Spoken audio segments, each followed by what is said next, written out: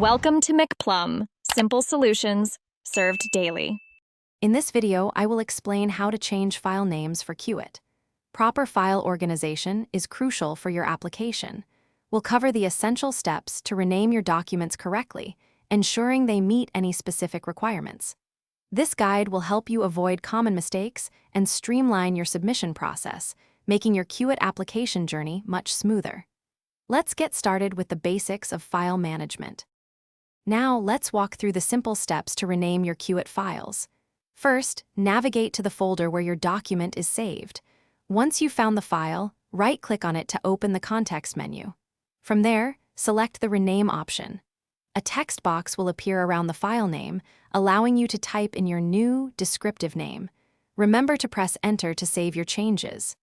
To prevent issues, always use alphanumeric characters and underscores in your file names.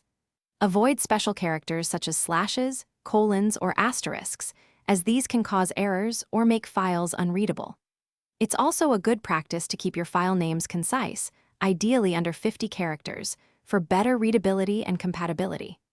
Double-check for any specific naming conventions provided by the Cuet portal to ensure full compliance.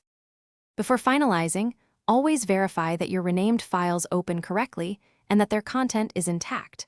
Cross-reference your new file names with any official Cuet guidelines to ensure complete accuracy and avoid any last-minute submission problems.